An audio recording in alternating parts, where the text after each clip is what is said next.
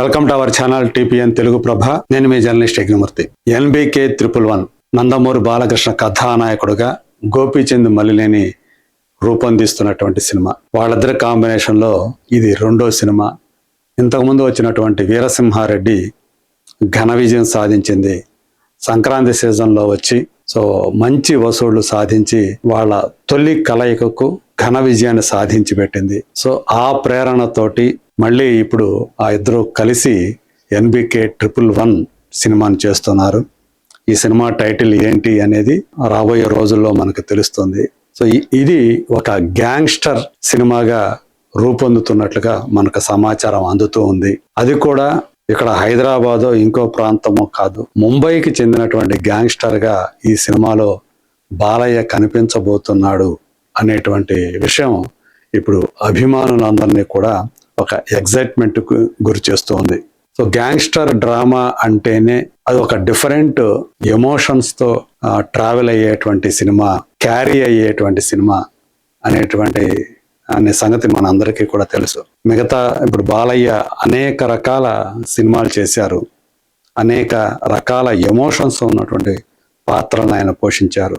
బరువైనటువంటి సన్నివేశాలు ఉన్నటువంటి అనేక సెంటిమెంట్ క్యారెక్టర్స్ ని చేశారు. ఎన్నో యాక్షన్ డ్రామాల్ని ఆయన చేశారు. అలాగే కామెడీ ఉన్నటువంటి హాస్యభరితమైనటువంటి పాత్రల్ని కూడా ఆయన పోషించారు.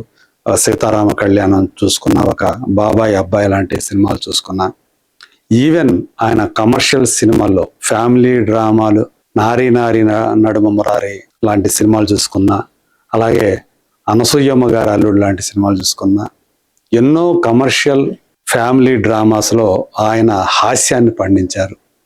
ఇట్లా అన్ని ఎమోషన్స్ని ఆయన పండించారు అనేక సినిమాల్లో.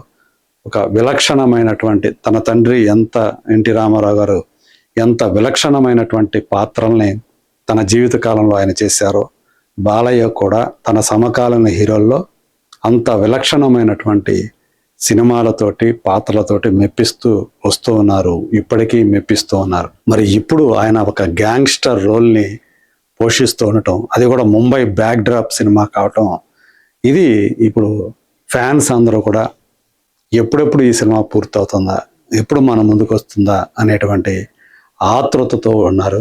2027 సంక్రాంతి విడుదల టార్గెట్గా ఈ సినిమా రూపొందుతూ ఉంది.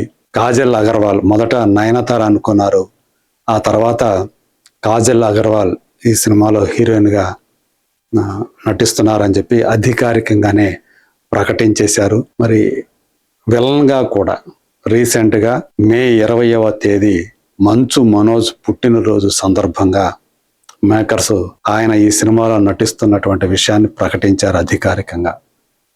మనకు తెలుస్తున్నటువంటి విషయం, ఇందులో మంచు మనోజ్ విలన్గా నటిస్తూ ఉన్నాడు. మరి గతంలో మనోజ్ తండ్రి మోహన్ బాబు బాలయ్యకి విలన్గా కొన్ని సినిమాల్లో కనిపించారు.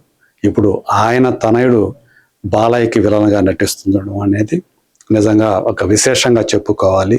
ప్రస్తుతం ఈ సినిమా షూటింగ్ అనేది ముంబై బ్యాక్ డ్రాప్ కాబట్టి దానికి తగ్గట్టుగా ఇక్కడ ఏదో సెట్ వేసి హైదరాబాద్లో తీయటం అని కాకుండా ముంబైకి వెళ్ళి ఆ ముంబై ఏరియాల్లోనే, ఆ లొకేషన్స్లోనే సినిమా చేయడానికి చిత్ర బృందం అంతా కూడా రెడీ అయ్యింది. ఆల్రెడీ మొత్తం క్రూ అంతా కూడా హైదరాబాద్ నుంచి పైనమే ముంబైకి వెళ్ళినట్టుగా మనకి సమాచారం అందుతూ ఉంది.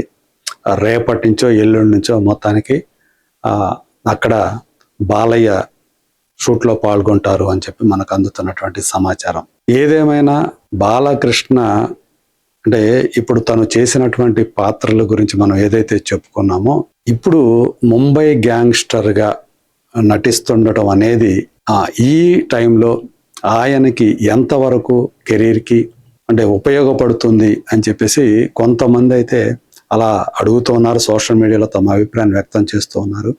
ఇదివరకు ఓజీ అనేటువంటి సినిమా వచ్చినప్పుడు పవన్ కళ్యాణ్ కూడా మీరు ఒక ఉప ముఖ్యమంత్రిగా ఉండి ఒక రాష్ట్రానికి గ్యాంగ్స్టర్ సినిమాలో నటించడం ఎంతవరకు సబబు అని కొంతమంది ప్రశ్నలు వేశారు. దానికి సినిమాతోనే ఆయన సమాధానం చెప్పాడు. ఎందుకంటే గ్యాంగ్స్టర్ అయినా ఎలాంటి గ్యాంగ్స్టర్, అందులో. సో అది సినిమానే సమాధానం చెప్పింది అనే మాట అప్పుడు బలంగా వినిపించింది. మరి ఇప్పుడు ఈ ముంబై గ్యాంగ్స్టర్గా బాలయ్య ఎలా కనిపించబోతూ ఉన్నాడు, గోపీచంద్ మలినేని ఆయన ఎలా మనకి తెర ముందు చూపించబోతున్నాడు, ఇది చాలా ఆసక్తిని రేకెత్తిస్తున్నటువంటి విషయం. సో ఏదేమైనా ఈ గ్యాంగ్స్టర్ సినిమాలకి అన్నిటికీ తాత ఒకడు ఉన్నాడు, మనకు తెలుసు, the Godfather. So Francis Ford Coppola ఆయన సృష్టించినటువంటి ఆ క్యారెక్టర్ ఏదైతే ఉందో, ఆ గాడ్ ఫాదర్ క్యారెక్టర్, దాని ఆధారంగా ప్రపంచవ్యాప్తంగా వందల కొద్ది పాత్రలు ఆయా భాషల్లో ఆయా దేశాల్లో ఆ గ్యాంగ్స్టర్ సినిమాలు తయారవుతూ వస్తూ ఉన్నాయి. అంటే అది ఒక ఎవర్ గ్రీన్ క్యారెక్టర్గా గాడ్ ఫాదర్ అనేది నిలిచిపోయింది. ఇప్పుడు దాని ప్రేరణగా రామ్ గోపాల్ వర్మ ఎన్నో గ్యాంగ్స్టర్ సినిమాలు తీశాడు. సో ఇప్పుడు అనేక మంది డైరెక్టర్స్, ఓజీ వచ్చిన, సో అది అక్కడి నుంచి వచ్చినటువంటి తాను ముఖ్య అని చెప్పేసి చెప్పుకోవచ్చు. మరి ఇప్పుడు బాలయ్య ఎలా ఆ గ్యాంగ్స్టర్ రోల్లో మనల్ని మెప్పిస్తారు అనేదే ఇప్పుడు అత్యంత ఆసక్తిని రేకెత్తిస్తున్నటువంటి విషయం. వృద్ధి సినిమాస్ ఇప్పుడు ఎవరైతే పెద్ద సినిమాతోటి మొట్టమొదటిసారిగా టాలీవుడ్కి పరిచయం కాబోతూ ఉన్నారో నిర్మాతగా వెంకట సతీష్ కిలారు, ఆయన తీస్తున్నటువంటి రెండో సినిమానే ఈ ఎన్బికే 111. సో ఇక్కడ ఆయన కనిపిస్తూ ఉన్నారు కూడా. మొదట ఒకటి హిస్టారికల్ బ్యాక్డ్రాప్ తోటి సినిమా అనుకున్నారు, ఒక పీరియడ్ సినిమా అని చెప్పి. సో దాన్ని పక్కన పెట్టి, సో బడ్జెట్ పరిమితులను పెట్టుకొని ఇప్పుడు ప్రస్తుతం ఉన్నటువంటి ఈ ముంబై బ్యాక్డ్రాప్ సినిమాని రూపొందిస్తూ ఉన్నారు. మరి చూద్దాం, ఈ సినిమాకి సంబంధించినటువంటి అప్డేట్స్ అన్నీ కూడా చాలా ఆసక్తిని కలిగిస్తూ ఉన్నాయి. రాబోయే రోజుల్లో ఈ సినిమాకి సంబంధించి మరిన్ని ఆసక్తికరమైనటువంటి విశేషాలు మన ముందుకు వస్తాయి. అంటే ముంబై ఆ షెడ్యూల్ ఏదైతే ఉందో దానికి సంబంధించినటువంటి విశేషాలు, అక్కడ ఎవరెవరు ఆ షూటింగ్లో పాల్గొంటున్నారు, అక్కడ ఏం తీస్తున్నారు, అంటే అక్కడ కొన్ని టాకీ సన్నివేశాలతో పాటు, అంటే బాలయ్య సంబంధించినటువంటి ఆయన ఆ గ్యాంగ్స్టర్ డెన్ ఏదైతే ఉంటుందో దానికి సంబంధించినటువంటి టాకీ సన్నివేశాలతో పాటు కొన్ని యాక్షన్ సన్నివేశాన్ని కూడా, యాక్షన్ బ్లాక్స్ని కూడా అక్కడ తీయబోతున్నాడు. అంటే దాదాపు 1 నెల రోజుల పాటు ఈ షెడ్యూల్ సాగుతుంది అని చెప్పేసి మనకు అందుతున్నటువంటి సమాచారం.